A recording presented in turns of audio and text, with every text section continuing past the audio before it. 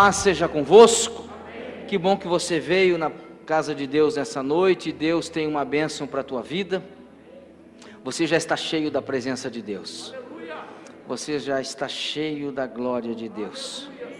Eu tenho certeza Deus tem uma palavra para trazer ao teu coração nessa noite. Noite onde a família se reúne ao redor da mesa para juntos cearmos, com o nosso Pai, para juntos cearmos em família, entre os irmãos, fazendo aquilo que a palavra de Deus ordena, aquilo que Jesus ordenou, uma das ordenanças de Jesus, fazer isso em memória de mim. Sabe, queridos, eu penso que se o Satanás não ficasse nos tentando e nos atentando todos os momentos, todos os dias, quem sabe uma vez por ano a gente podia passar pela Santa Ceia, e estava resolvido.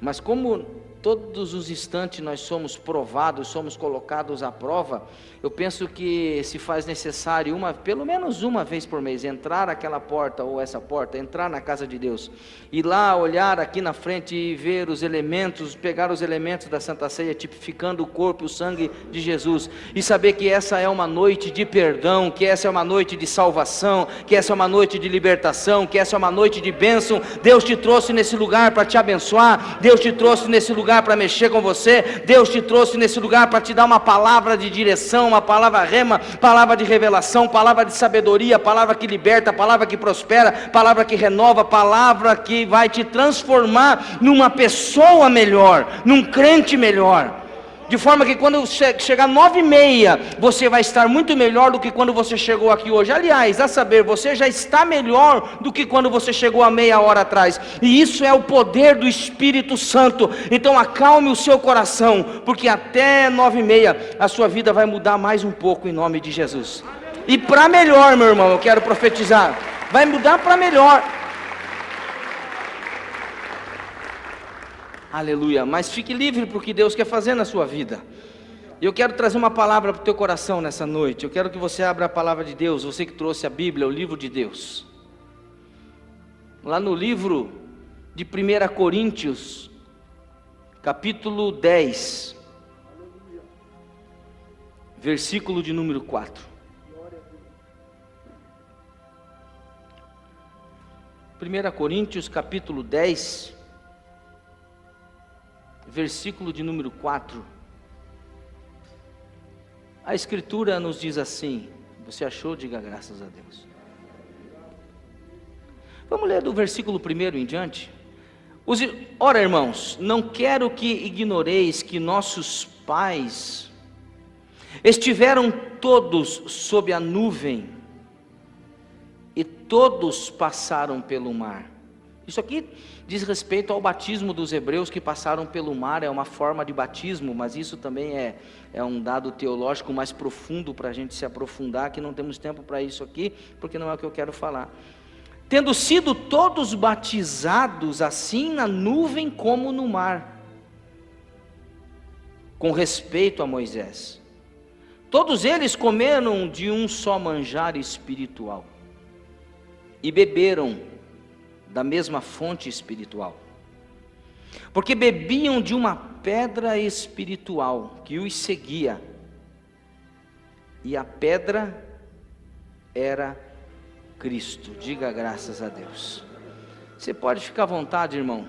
O tema que eu quero falar nessa noite é o homem e suas duas naturezas. Quero compartilhar com você um pouquinho e caminhar sobre as Escrituras, sobre esse tema, as duas naturezas do homem. Sabe, irmãos, bom seria se a vida espiritual fosse a vida cristã. Bom seria se a vida cristã fosse esses momentos que nós passamos dentro da igreja. Bom seria se a nossa vida cristã fosse e se resumisse aos momentos de euforia, de manifestações espirituais na presença de Deus, quando cantamos, quando choramos, quando levantamos a mão, quando falamos em línguas, quando podemos abraçar os irmãos, agora nem tanto, mas está voltando, se Deus quiser, mas podemos abraçar os irmãos, podemos estar em comunhão. Bom seria se a vida espiritual, se a vida cristã fosse baseada somente nesses momentos de euforia, nesses momentos de alegria, mas a vida cristã, ela não se faz só de momentos bons. A vida cristã, ela não se faz só de momentos de alegria. A vida cristã é uma vida contínua, é uma vida diária, é todo dia. É um pouco aqui, um pouco ali, toda hora, todo instante. Ou você cresce na sua vida cristã, ou você tem um declínio na vida cristã, ou você sobe um degrau a mais na vida cristã. E dependendo da sua atitude, você desce um degrau a mais na vida cristã. O texto que nós lemos se refere a Jesus, o autor e consumador da nossa fé. E ele se refere a Jesus como uma rocha. Sabe, precisamos observar os textos sagrados e compreender a revelação. Existem 4 níveis de interpretação bíblica. E nós precisamos ter o 4º nível de interpretação bíblica quando lemos a Bíblia, que é uma leitura com mais riqueza de detalhes, é uma leitura com a revelação do Espírito Santo, é aquilo que nós podemos compreender que está embutido nas entrelinhas da Bíblia, no mistério da Bíblia, que já é diferente do primeiro nível de interpretação que você consegue ler e você consegue entender e qualquer criança entende.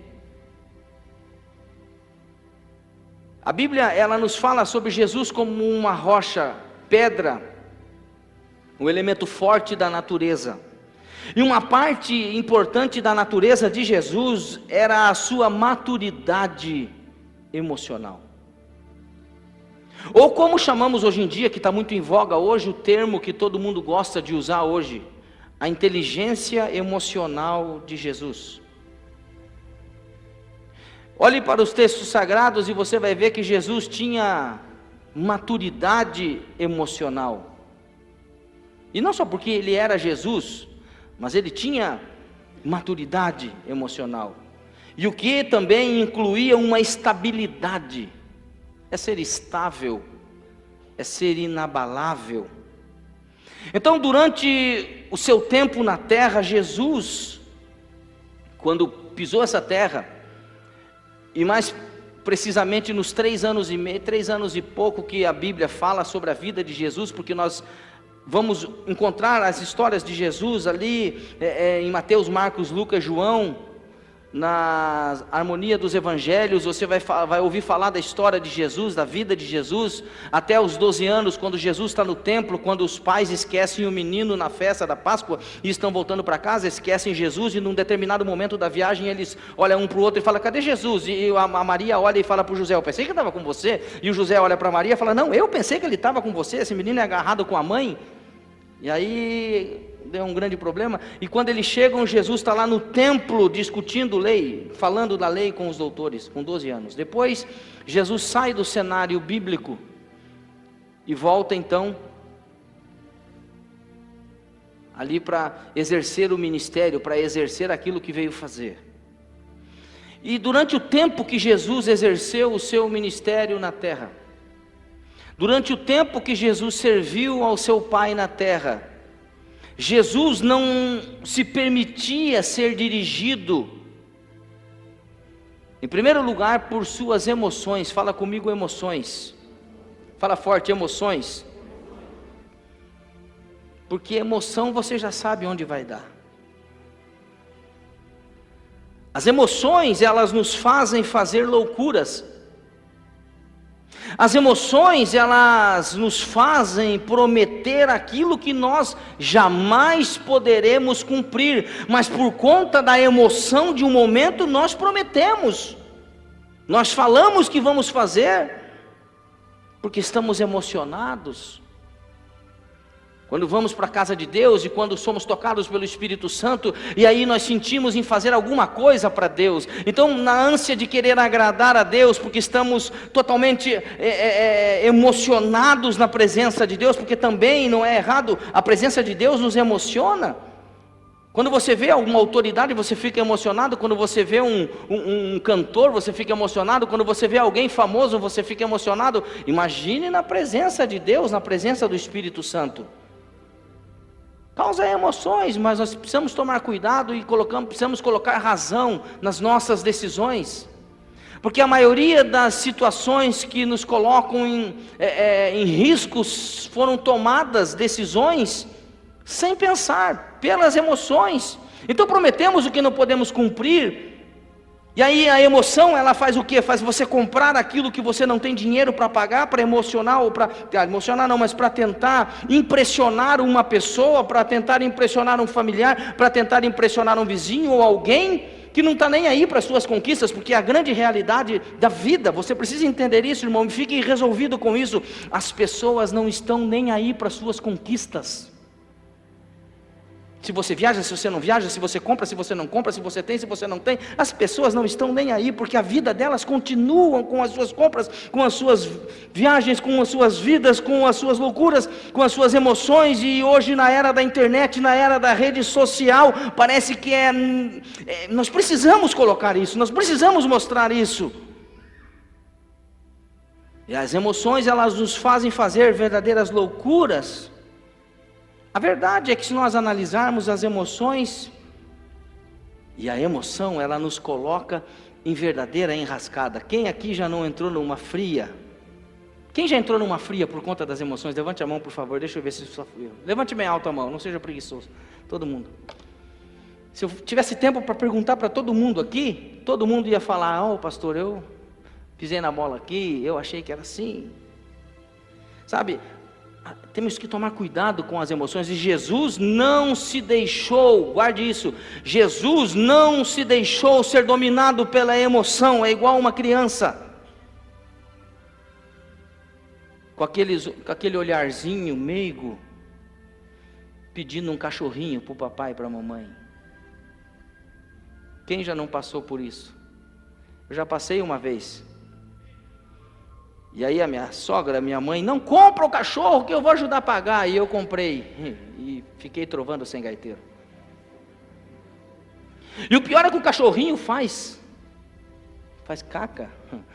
O pior é que o cachorrinho faz xixi toda hora, parece que ele toma diurético. O problema é que o cachorrinho tem que ir para o dentista, tem que tomar vacina. E sabe de uma coisa que eu descobri? Se você não der banho no bichinho, ele vai cheirar mal. E mesmo que você dê banho, você chegou na casa de uma pessoa que tem cachorro, você sabe que lá tem um cachorro. Mas você foi convencido, eu não caio mais. Meu filho agora toda hora está pedindo: "Pai, eu quero um cachorro." Aí a mãe fica mais: "Vamos comprar." Aí outro fala: "Vamos lá." Não que eu não goste de cachorro, eu amo cachorro. Quem gosta de cachorro, levanta a mão. Compra um monte, vai, compra. Adota, faz. Isso, vai. Eu amo na sua casa. Se eu for lá, eu vou fazer um carinho nele, sem problema nenhum. Então, alguém fala para a pessoa que está ao seu lado: cuidado com a emoção. Eu vi um pregador falar, ele disse o seguinte: que emoção é igual diarreia, vem forte e passa rápido, muito rápido. Então, Jesus, ele não se deixava ser guiado pelas emoções. Jesus, ele não se deixava ser guiado pelos sentimentos. Perceba que os poucos momentos de alegria que nós temos na vida quase sempre são interrompidos por momentos de tristeza. Ao mesmo tempo que temos o sentimento de alegria, temos a tristeza. Ao mesmo tempo que temos o sentimento de bondade dentro do nosso coração, somos bondosos, ali na esquina já somos dominados e atacados pela maldade. Uma hora nós amamos uma pessoa, outra hora nós não amamos tanto assim.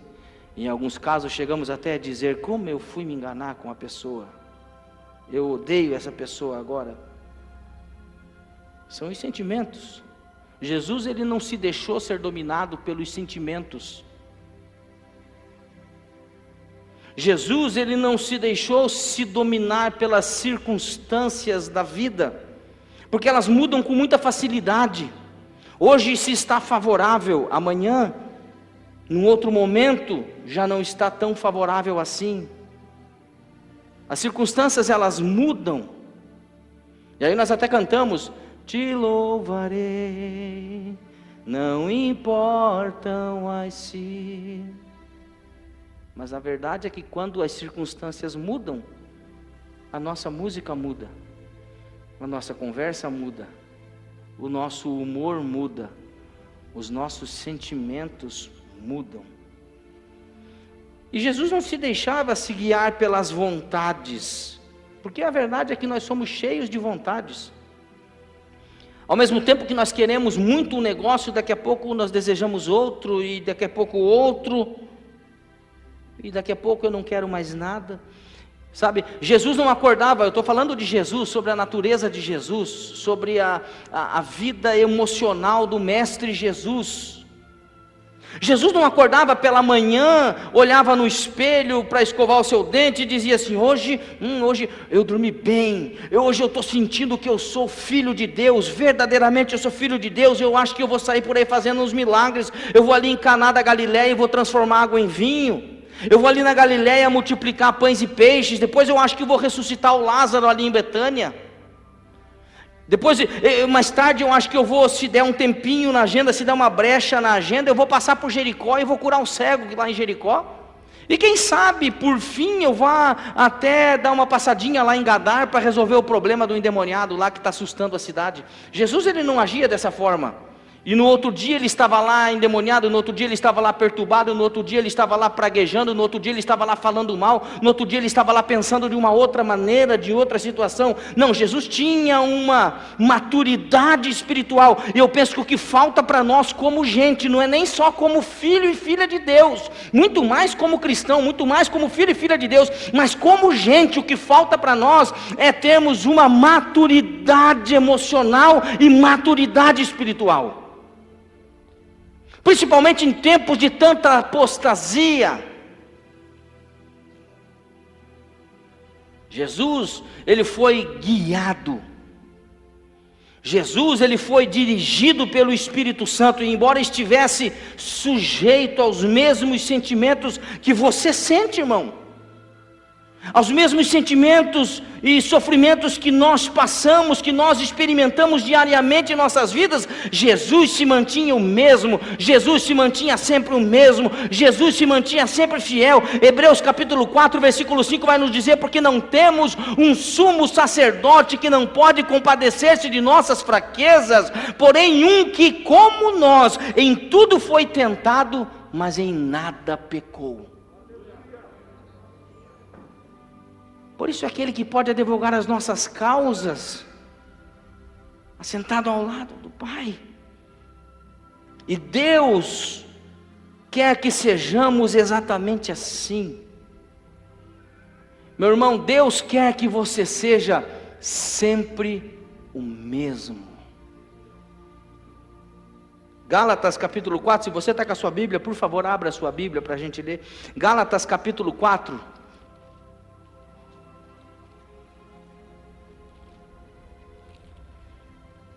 Gálatas capítulo 4, versículo 24 a 31. Vamos ler esse trecho da palavra de Deus. Gálatas capítulo 4, verso 24 em diante diz assim: estas coisas são alegóricas, porque estas mulheres... Aliás, deixa eu ler do 21 em diante. Dizei-me vós os que quereis estar sob a lei, acaso não ouvis a lei? 22. Pois está escrito que Abraão teve 2 filhos, um da mulher escrava e outro da livre. Mas o da escrava nasceu segundo a carne, e o da livre mediante a mediante a... Essas coisas são alegóricas, porque essas mulheres são duas alianças. Uma, na verdade, se refere ao Monte Sinai, que gera para a escravidão, e esta é Agar. Ora, Agar é o Monte Sinai na Arábia, e corresponde a Jerusalém atual, que está em escravidão com seus filhos. Mas a Jerusalém lá de cima é livre, a qual é nossa mãe, porque está escrito: alegra-te, ó estéril, que não dás à luz, exulta e clama, tu que não estás de parto, porque são mais numerosos os filhos da abandonada que os da que tem marido. Vós, porém, irmãos, sois filhos da promessa, como Isaque. Diga glória a Deus. Sabe, o texto que nós lemos, nos aprofundando mais no texto, nós vamos enxergar duas naturezas brigando dentro de nós. Quando você olha um texto como esse, é impossível não pensar em uma guerra sendo travada dentro de nós. É uma guerra espiritual dentro de nós sendo travada todos os dias, e que nós temos que escolher entre a velha natureza e a nova natureza. Nós temos que escolher todos os dias entre dar ouvidos ao velho homem, às paixões do velho homem, ou ser guiado e dirigido pelo Espírito Santo como um novo homem, como uma nova pessoa. Então eu quero falar sobre dois tipos de vida que as pessoas escolhem viver. O primeiro modo que as pessoas escolhem viver é pelas obras da carne. Sabe, irmãos, nós cuidamos de nós mesmos, e isso é muito bom. Ou pelo menos nós achamos que podemos cuidar de nós mesmos. Nós fazemos planos todas as horas, todos os momentos, todos os instantes. E isso é muito bom, fazer planos, fazer projetos. Somos levados até o projeto de vida, pensando no futuro, projetando a vida lá na frente, pensando como vai ser a vida. Isso é maravilhoso, e nós tentamos organizar a nossa vida, e guarde isso não é ruim num todo. Mas o livro de Provérbios, capítulo 19, versículo 21, vai dizer que muitos propósitos há no coração do homem, mas é o conselho do Senhor que permanece sobre a vida do homem. E sabe, irmão, Deus se agrada quando você faz planos. Diga graças a Deus. Deus se agrada quando você projeta, quando você sonha, mas você precisa colocar tudo isso debaixo da vontade de Deus. Deus, é a tua vontade? Deus, o Senhor está comigo nessa? O Senhor vai comigo nessa empreitada, nessa jornada, igual quando Deus disse para Moisés: olha, Moisés, eu vou mandar um anjo com esse povo, mas eu mesmo não vou estar no meio desse povo, porque esse povo é de dura serviço, esse povo é um povo obstinado, esse povo é um povo rebelde, esse povo é um povo ruim, e se eu andar no meio deles eu vou acabar com eles, então eu vou mandar um anjo com eles. E aí Moisés fala para Deus: Deus, se o Senhor não for conosco, não nos faça subir esse monte. Porque não é em andar conosco. Olha o que Moisés disse para Deus, está lá no Êxodo: não é em andares conosco que nós somos separados, diferentes dos demais povos. Ou seja, meu irmão, o que nos faz diferente não é uma placa de igreja. O que nos faz diferente não são os nossos dogmas, as nossas doutrinas. O que nos faz diferentes não é isso, não é aquilo, não é corta cabelo, tira cabelo, põe cabelo, coloca roupa disso. Não, meu irmão. O que nos faz diferente dos demais povos da terra é a presença de Deus conosco, é a presença do Espírito Santo em nós. Então a nossa oração deve ser a oração bíblica: Deus, não retires, a oração de Davi: Deus, não retires de mim o teu Espírito. Essa deveria ser a oração de uma igreja madura. Deus, não retires de mim o teu Espírito Santo. Se o Senhor não estiver comigo, não me deixa ir. Se o Senhor não estiver comigo, não me deixa sair. Se o Senhor não estiver nesse projeto, não me deixa me movimentar. Se o Senhor não estiver comigo, não me deixa assinar o contrato, não me deixa fazer, não me deixa entrar. Senhor, não me deixa ser emocionado, não me deixa agir pela vontade, mas Senhor, me guia pelo Teu Santo Espírito.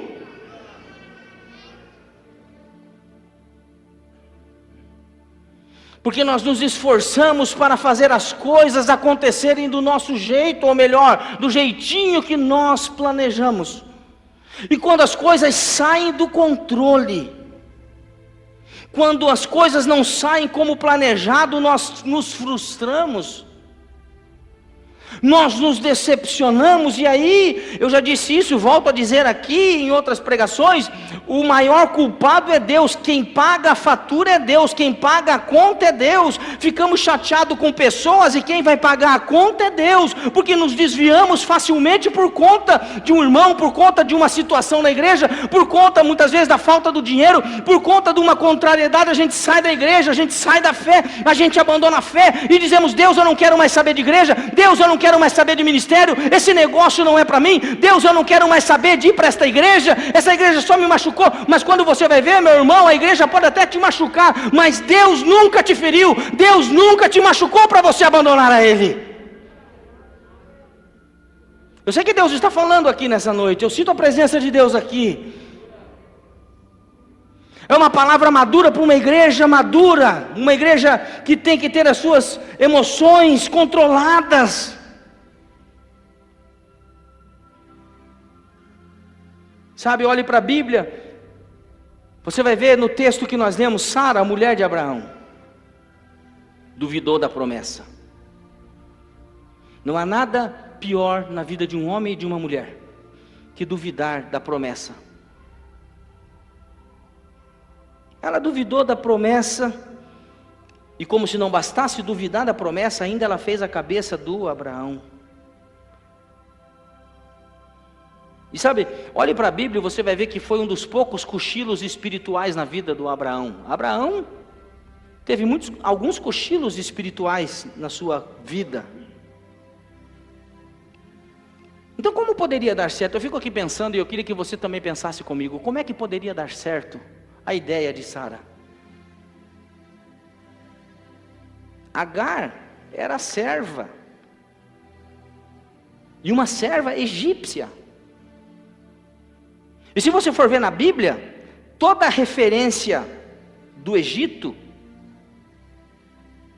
para o povo de Deus era uma referência má. Toda a referência do Egito não servia para o povo de Deus. Não obstante, Moisés, o libertador do povo de Israel, estava no Egito, viveu 40 anos no Egito. Deus tira esse homem do Egito por 40 anos, faz ele ficar na obscuridade bíblica, faz ele ficar 40 anos andando pelo deserto, 40 anos trabalhando para o seu sogro, cuidando das ovelhas do seu sogro, porque para cada dia, para cada mês, para cada ano de Egito, ele precisou de um ano de deserto para que o Egito saísse todo de dentro dele, para que Deus pudesse então fazer uso dele. Sabe, irmãos, muitas vezes nós pedimos para Deus nos usar, mas a questão é: eu estou pronto para ser usado por Deus? Porque Deus não vai usar ninguém com resquício de Egito. Não podia dar certo.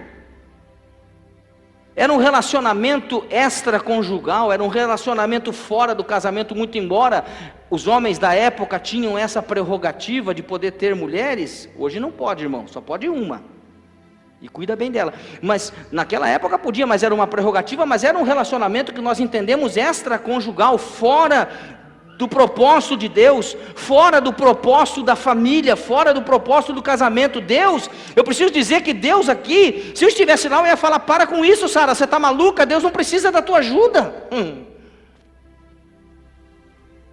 Sabe, irmãos, tem coisas que nós como evangélicos, como cristãos, tem cristão aqui ou não? Quem é de Deus aqui, levanta a mão da glória. Então tem coisa, meu irmão, para com isso, que você não precisa nem perguntar se é de Deus, irmão. Você já sabe que não é, vai perguntar para quê?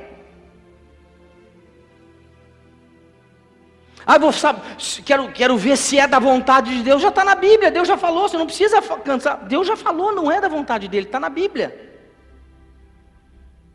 Tem coisas que nós já sabemos o resultado, se não está dentro de um propósito, se está fora de um propósito. Ou seja, Deus já havia prometido a bênção, era só uma questão de tempo. E eu quero dizer nessa noite aqui, meu irmão, o Deus que prometeu é fiel para cumprir na tua vida, e é só uma questão de tempo. É só uma questão de tempo.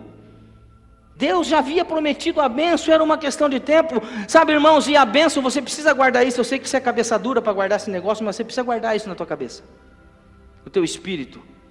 A bênção de Deus, ela só vai nascer na legalidade. A bênção de Deus, ela só brota da verdade. A bênção de Deus, só tem bênção quando tem honestidade no negócio. Deus cumpre sua promessa quando tem obediência. Fala comigo, obediência. Fala forte, obediência e honra. Obediência e honra. Ou seja, meu irmão, para cada promessa que Deus te dá, Ele te dá uma instrução. Você guardou isso ou não? Pegou ou não? Para cada promessa que Deus faz, Ele dá uma instrução. E quando eu obedeço, quando eu honro, a promessa se cumpre. Então veja, Sara, Abraão, escolheram viver fora da promessa. Eles escolheram viver fora de uma palavra de direção de Deus, fora daquilo que Deus já havia planejado para suas vidas. Abraão e Sara resolveram ficar fora do projeto de Deus, se incluir fora do projeto de Deus. Eles ficaram ansiosos, angustiados com a questão do tempo. E eu preciso dizer que o tempo, dependendo da circunstância, dependendo da situação, o tempo é teu amigo. Mas dependendo da situação, o tempo se torna seu inimigo. Você já parou para pensar nisso? Quando você para pensar no tempo, ou ele é seu amigo, ou ele é o seu inimigo. Ontem nós tivemos o treinamento contínuo de liderança, e fizemos a parte da edificação pessoal, e o Wagner, pastor Wagner ali dos adolescentes, deu uma bela palavra para nós aqui, que mexeu conosco. E ele falou sobre, eu guardei aquilo, sobre direção e rumo, porque são palavras parecidas com sentidos diferentes. Direção, ela vem de Deus, a direção vem de Deus. Diga, direção vem de Deus. E o rumo é quando eu tomo uma direção sem orar. O rumo é quando eu tomo uma direção sem ouvir a Deus. Então direção é quando eu oro e Deus me dá um caminho. Quando eu oro e Deus me dá e Ele me direciona. E rumo é quando eu vou sem a direção de Deus. Mas no caso aqui, meu irmão, Abraão, Sara já tinham uma direção de Deus, já tinham uma palavra de Deus. Deus já havia falado com eles. E sabe, irmãos, é a forma natural que a maioria das pessoas escolhem viver, é o caminho pelo qual a maioria das pessoas escolhem caminhar, e esse caminho é uma forma de infelicidade, gera todo tipo de infelicidade. Por quê? Porque a gente se esforça, nós nos esforçamos e nos frustramos, fracassamos, e na maioria das vezes terminamos cansados, como muita gente está cansada. Muitas vezes nós terminamos a jornada esgotados com as nossas fracas tentativas, e aí nós perdemos o que? A paz, que é algo tão precioso para nós. A paz. Se tem uma coisa preciosa, é a paz. Fala comigo, paz. Não obstante, é a primeira coisa que nós olhamos e falamos um para o outro: paz, paz, porque a paz, ela é importante. Então aí nós perdemos a paz, aí nós perdemos a alegria, porque nós resolvemos caminhar por um caminho que Deus não projetou para nós. Nós ficamos exigindo coisas de Deus que Ele não prometeu. Sabe, irmão, eu não sei se você pode guardar o que eu vou te dizer, mas é uma insanidade ficar cobrando de Deus coisas que Ele não prometeu, quando eu tenho tanta coisa que Ele prometeu para mim. É uma insanidade eu ficar cobrando a atitude paterna de Deus. Deus, Tu és meu Pai, eu preciso. Quando eu não me coloco, não me submeto como filho na Sua presença. E é uma frase que eu coloco lá no Instagram: se você pudesse ter um treinamento com Abraão hoje, se o Abraão estivesse aqui, como ele não está, eu estou, então eu vou falar o nome dele. Você certamente iria ouvir Abraão dizer assim: não gere Ismaéis em sua vida, espera o cumprimento da promessa. Porque, irmãos, quando nós geramos Ismaéis em nossa vida, nós vamos ter uma dor de cabeça. E alguém aqui quer dor de cabeça? Alguém aqui quer se incomodar? Então olhe para a pessoa que está ao teu lado e fala assim: então segura a tua onda, irmão, fica na tua aí. Espera, meu irmão, o cumprimento da promessa de Deus. Toda vez, e não é um esperar, guarda isso, irmão, não é um esperar passivo, sem fazer nada. Não é um esperar deitado eternamente em berço esplêndido, eu vou esperar. Não é desta forma, irmão. Mas toda vez na Bíblia que Deus deu uma instrução e as pessoas esperaram em Deus, o resultado não foi outro senão bênção. Olha, por exemplo, a Bíblia, a palavra de Deus diz lá em Atos: ficai em Jerusalém, esperai em Jerusalém, fica em Jerusalém, até que do alto sejais revestidos de poder. Eles ficaram e foram cheios, esperaram e foram cheios. A Bíblia diz: esperei, acho que é Salmo 40, esperei com paciência. Esperei com paciência. Irmão, esperar já é ruim. Se tem uma coisa ruim é esperar. Não sei se você gosta, eu não gosto, Rodrigo, de esperar. Alguém aqui gosta de ficar esperando na fila para pagar a conta? Quem gosta de ficar esperando na fila do banco para pagar a conta? Aquela fila quilométrica? Ninguém gosta. Você gosta de ficar na fila do drive? Não.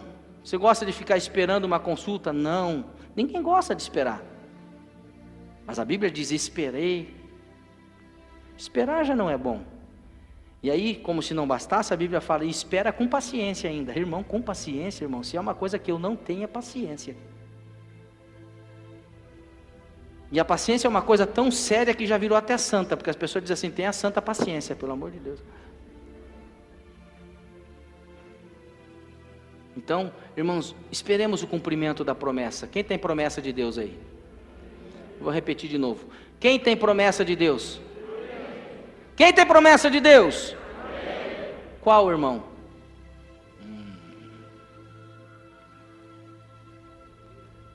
Né, Daniel? Qual? Qual promessa Deus tem para a tua vida? Ah, pastor, está tudo na Bíblia. Oh, que fácil, né? Está tudo lá. Você tem promessas de Deus para ser cumprida na tua vida. Muitas promessas.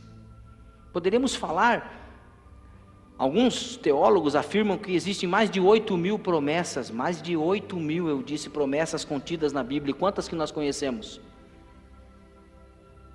Algumas. Mas os que esperam no Senhor, espera no Senhor. Quando acontece? Renovarão suas forças. Se quiserdes e me ouvirdes, comereis o melhor da terra.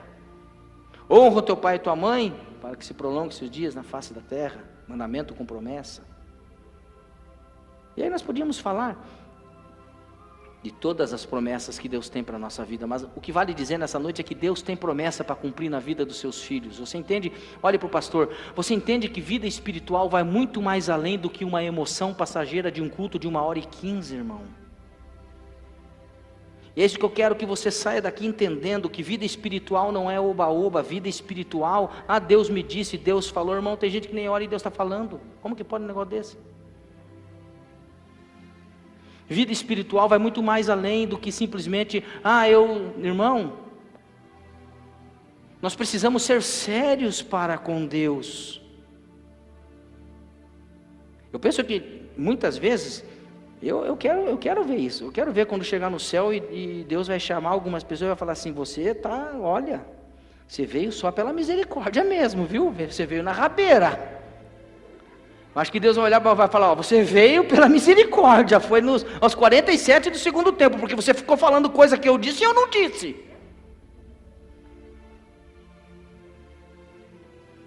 Irmãos, olha para a Bíblia e você vai ver o próprio caso de Abraão. Deus falou com ele pouquíssimas vezes.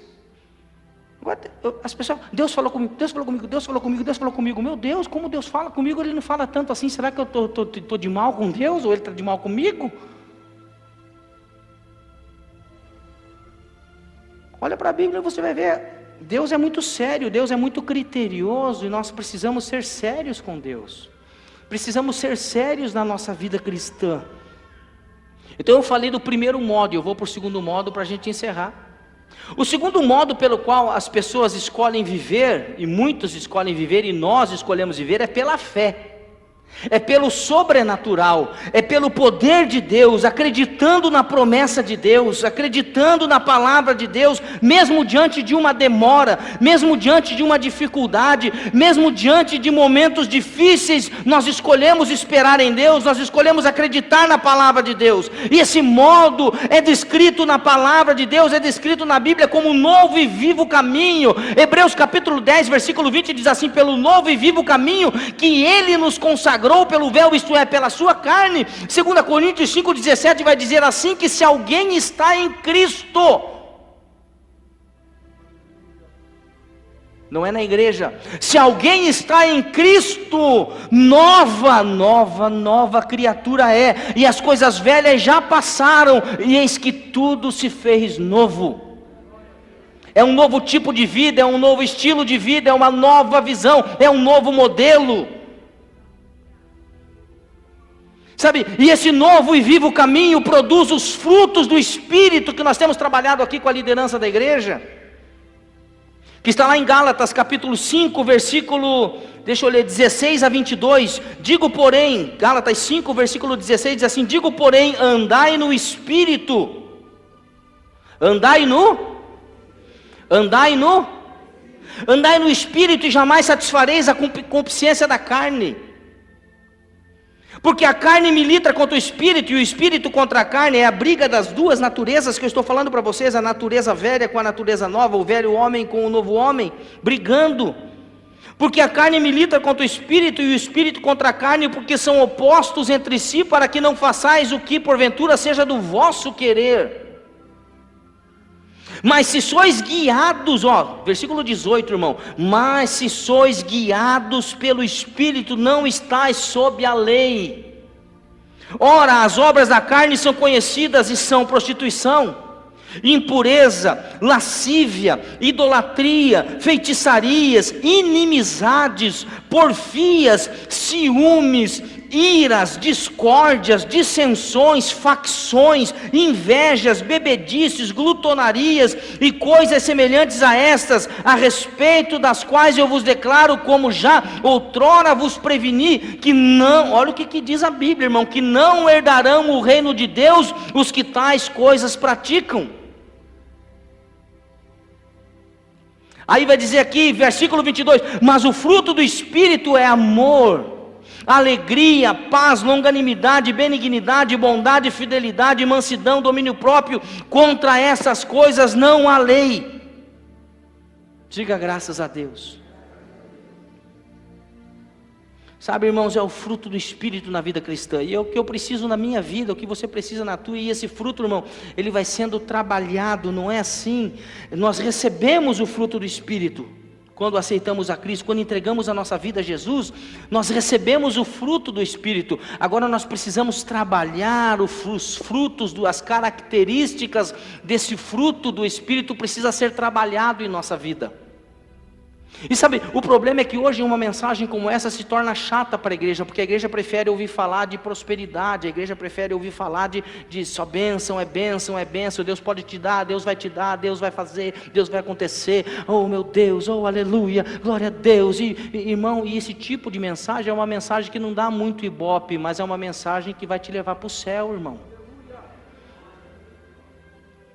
E graças a Deus que nós temos aqui um pastor que ele é muito sério no que diz respeito à palavra.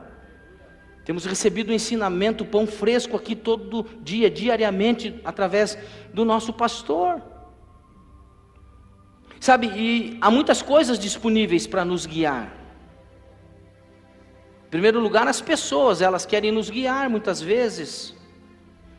Em segundo lugar, Satanás e seus demônios dominando o homem. Veja o episódio, por exemplo, do Gadareno, capítulo 5 do Evangelho de Marcos, quando aquela legião entrou no corpo daquele homem.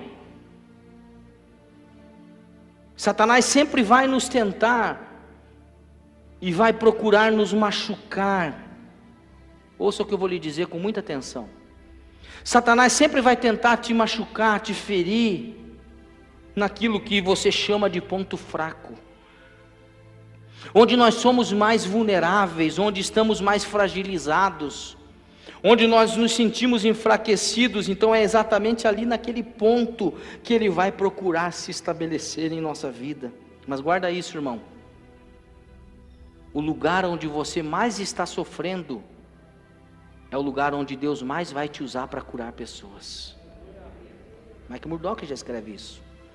O lugar onde você, guarda isso, o lugar onde você mais sofre é um forte indício de que é um lugar onde Deus está te designando a curar pessoas. Ou seja, da tua experiência, até dolorosa, vão sair frutos que vão abençoar pessoas. Veja, por exemplo, a tentação de Jesus. Ele estava fraco. Se os músicos quiserem chegando por aqui, pode vir. Jesus estava fraco. Acredito que todos os sentidos de Jesus estavam debilitados naquele momento da tentação de Jesus. 40 dias. Jesus, a Bíblia vai dizer que Jesus foi levado ao deserto.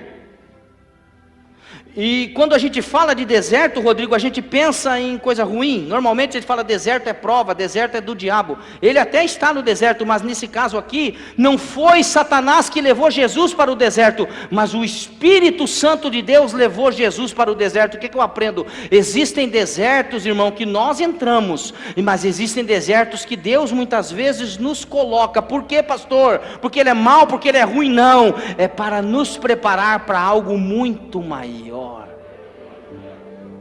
Olhe na Bíblia, depois do deserto, quem foi Jesus, o que Jesus fazia depois do deserto. Mas Satanás apareceu para Jesus no deserto. Ele estava fraco, sem comida, sem comer 40 dias.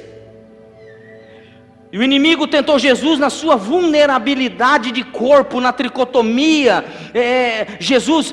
Agora o homem Jesus, no corpo de Jesus, ele está sendo fragilizado, ele está fraco no corpo.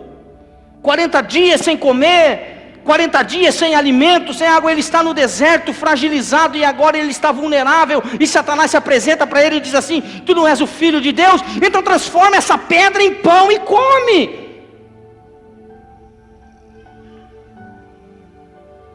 Depois Satanás tenta Jesus na insanidade, guarde isso, na insanidade, querendo que Jesus viesse a colocar à prova a Deus, tentar a Deus, achando que Deus tem que nos socorrer nas loucuras que fazemos. O grande problema da igreja, ouça, guarda isso, o grande problema de muitos dentro da igreja é que eles mesmos entram numa fria, por causa, como eu já falei, das emoções. Eles mesmos entram em lugares onde deveriam entrar, lugares onde não deveriam transitar, nos lugares onde jamais deveriam ter passado, e ali agora estão sofrendo, e aí ficam agora pedindo para Deus socorrer da sua insanidade, por falta de direção. E aí nós achamos que Deus é obrigado a nos socorrer em todas as loucuras que nós fazemos. Deus me socorre, Deus me tira daqui. E às vezes eu fico pensando que Deus olha e fala assim: agora sai, meu filho. Existem portas que Deus abre, diga glória a Deus, para você entrar, diga amém. Mas eu conheço um Deus que também abre porta para sair, irmão. Porque aí é a misericórdia de Deus, porque se fica vai morrer, se fica vai dar errado, irmão. Então Deus precisa às vezes abrir a porta da saída para você sair, irmão. Deus é misericordioso. Quem sabe, olhe, eu sei que Deus está nesse lugar, esse lugar está cheio da glória de Deus, o Espírito Santo de Deus está aqui. Quem sabe você entrou numa situação difícil, onde você pode dizer até nessa noite assim: eu não vejo saída. Jesus disse: eu sou a porta. Uau! Depois do deserto, Jesus chegou e disse assim: eu sou a porta. Eu sou a... Ei, deixa eu te falar, querido, ouça. Jesus está dizendo para você nessa noite, que está dizendo: eu não tenho saída. Jesus está aqui dizendo assim: amigo, ei meu filho, eu sou a porta, vem. Ah, eu estou sem direção. Jesus está dizendo para você nessa noite: ei, eu sou o caminho para você andar. Eu sou o caminho, a verdade e a vida. Ah, eu estou com muita fome, eu estou com fome espiritual. Jesus está dizendo: eu sou o pão fresquinho que desceu do céu. Eu estou com sede. Jesus está dizendo: eu sou a água, venha, beba dessa água, porque se você beber dessa água, você não terá mais sede, irmão. Jesus mata a sede espiritual do homem, o vazio que está dentro do homem, que o dinheiro não pode preencher, que o sexo não pode preencher, que as amizades não podem preencher. Jesus pode preencher esse vazio. Jesus pode preencher esse vazio existencial, mas você precisa crer, você precisa acreditar.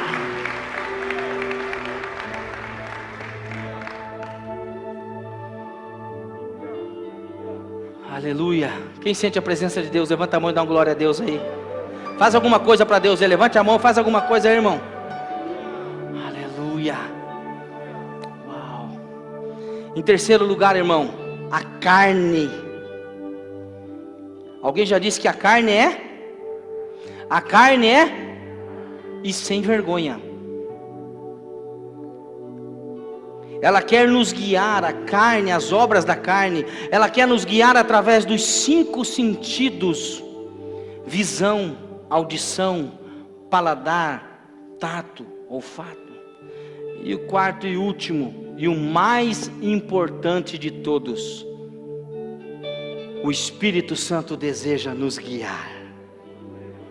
Sabe, queridos, é importante saber que o Espírito Santo vive em cada um de nós. Nós deveríamos ficar maravilhados em saber que o Espírito Santo vive em nós, para nos ajudar. Então, quando você permite que o Espírito Santo te guie, quando eu permito que Ele me guie, nós passamos a estar envolvido, Ele passa a estar envolvido, na verdade, em cada decisão que nós tomamos. E sabe, Deus, o Espírito Santo, quer nos guiar como ovelhas que somos, às águas tranquilas. Ouça o barulho das águas tranquilas nessa noite pela fé. Ele está te guiando pelas águas tranquilas. Guia-me pelas águas, leva-me pelas águas tranquilas. Sabe, o Espírito Santo fala com uma voz mansa, suave no coração, ou por meio de algo que nós entendemos, conhecemos, chamamos como testemunho interior. O Espírito Santo, o que ele faz em nossa vida? Ele nos fala. O Espírito Santo, Ele nos orienta. O Espírito Santo, Ele nos constrange. Ficamos constrangidos pela presença do Espírito Santo em muitas situações. Sabe, em algumas conversas, o Espírito Santo te deixa desconfortável em algumas conversas, que você tem que até levantar e sair embora, porque não está confortável para você, como filho de Deus, ouvir aquela conversa, participar daquela conversa. Agride o Espírito Santo que está dentro de você. O Espírito Santo é aquele que fala para você: ei, não entra aí, hein? O Espírito Santo é aquele que fala para você assim: não faça esse tipo de coisa, não acesse esse tipo de site, não compre agora, porque amanhã pode estar em promoção. Já pensou? Que maravilha! Às vezes já aconteceu. Você deixa, fala, mano, eu ia comprar, mas por que eu não comprei? E de repente você vai uma semana depois, você fala, está em promoção pela metade do preço. Você fala, que maravilha, como eu sou sabido. Não, você não é sabido, foi o Espírito Santo que te guiou. E quando eu entendo, olhe para mim, redobre sua atenção, quando eu entendo que Deus está envolvido nos detalhes da minha vida, eu começo a viver diferente, de uma outra forma. Eu preciso dizer para você que o Espírito Santo, Ele quer estar envolvido em cada detalhe da sua vida, em cada decisão da sua vida. Para de tomar as rédeas da sua vida, ou pelo menos tentar tomar as rédeas da sua vida. Você não sabe onde vai dar, mas aquele que te projetou, aquele que te criou, aquele que já sabe o fim, que já te enxergou lá, meu irmão, Ele sabe qual é o melhor caminho para você, porque Ele já te enxergou lá. Ele fala através de sonhos, Ele fala através de profecias, Ele fala através de mensagem. Ele está falando nessa noite. Quem tem ouvidos para ouvir, ouça o que o Espírito Santo está dizendo nessa noite à igreja. E o que eu tinha para fazer aqui eu já fiz. Quero que você fique em pé, levantando as suas duas mãos para o Pai.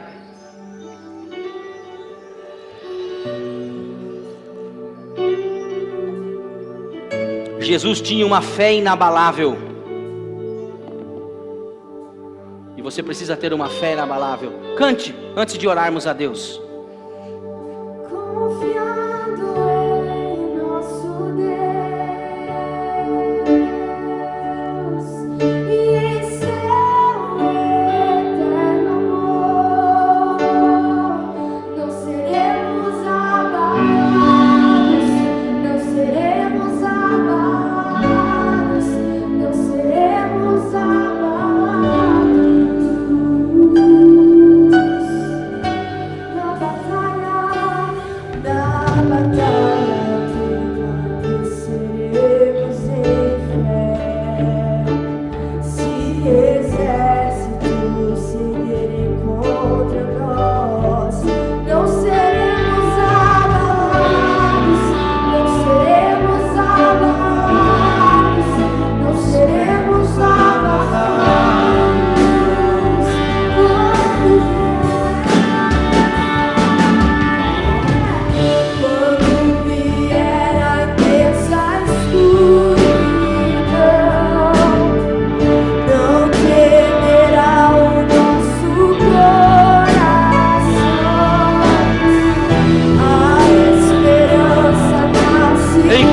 Você não será abalado.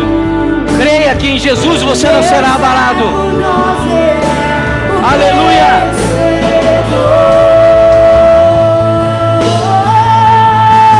Confiando em nosso Deus, em seu eterno, não seremos abalados. Não seremos abalados. Não seremos abalados, não seremos abalados, confiando em Ti, Jesus, confiando em nosso Deus, aleluia, e em seu eterno amor, não seremos abalados, não seremos abalados. aleluia, Seremos abalados, aleluia, seus inimigos cairão, seus inimigos aleluia. cairão. Nosso Deus é mais forte. Deus é mais forte, tudo Ele pode. Mais alto nome não há, pois Jesus é grandioso, tudo Ele pode. Seus inimigos, Cante, creia.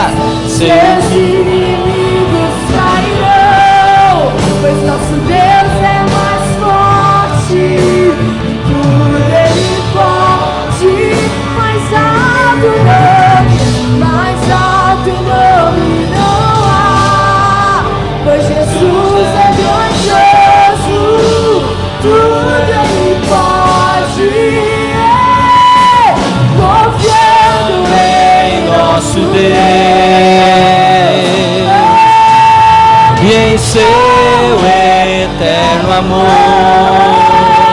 não seremos abalados, não seremos abalados. Levante as suas duas mãos para o Pai. Comece a falar com o Espírito Santo agora. Nosso Deus e nosso Pai. Muito obrigado, meu Deus, por essa palavra dessa noite que veio de encontro, Pai, às nossas necessidades. Amarabastome nekandalamanaias torekandarabalabasuri andarabalabasuri kandarabalá. Levante as mãos e adore agora, igreja, adore. Se você é batizado no Espírito Santo, fale em mistérios. Deixa o Espírito Santo fluir na tua vida. Pai, em nome de Jesus, nós te agradecemos por essa palavra tão poderosa, tão preciosa para nós, Pai, nessa noite. Palavra de carinho, palavra de cuidado para com nossas vidas. Fortalece-nos, Espírito Santo. Fortalece-nos, Espírito Santo, na tua presença, Pai.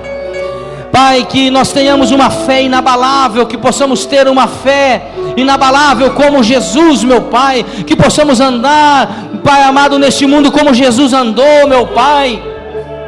Cada vez mais parecidos com o Senhor Jesus, meu Pai. Meu Deus, que nós possamos, Pai, fazer aquilo que o Senhor nos chamou para fazer. Ou seja, como igreja, como filhos de Deus, como igreja do Deus vivo, somos sal, somos luz. E que nós possamos salgar, que nós possamos ser luz. Abençoa o teu povo nessa noite, Pai.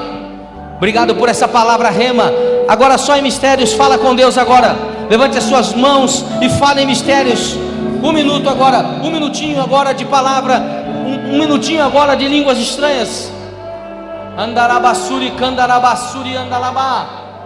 Seja cheio da presença de Deus lá na galeria agora, igreja.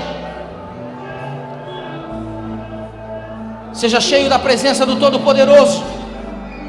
Arabastone menecandarabalabasuri, andalabá.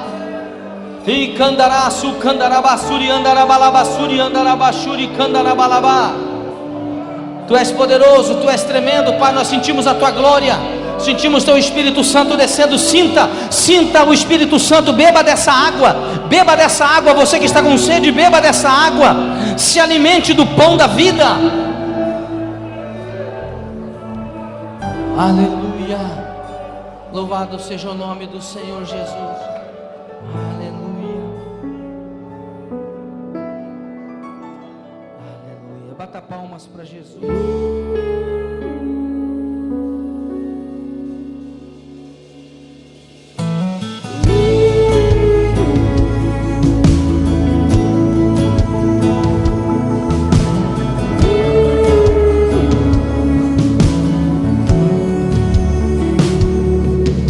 Me faz conhecer os teus caminhos, guia-me na tua verdade, abre os meus olhos para que eu possa ver o teu amor sobre mim.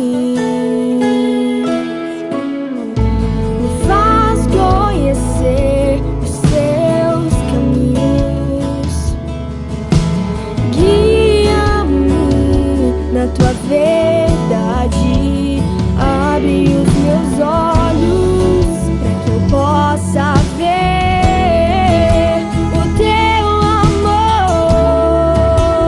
sobre mim. Debaixo de tuas asas, debaixo de tuas asas, é minha casa, meu lar. Debaixo de tuas asas, debaixo de tuas asas, é a minha casa, meu lar.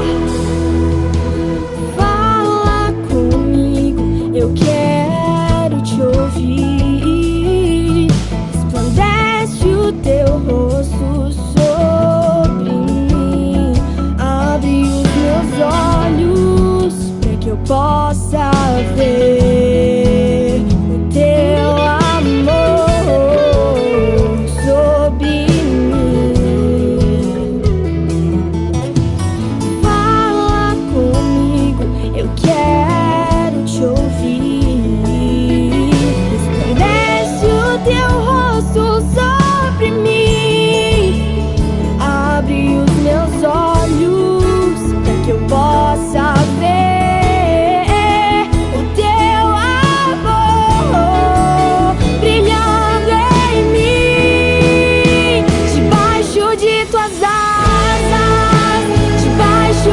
tuas asas é a minha casa, meu lar. Debaixo de tuas asas, debaixo de tuas asas é a minha casa, meu lar. Debaixo de tuas asas, debaixo de tuas asas é a minha casa.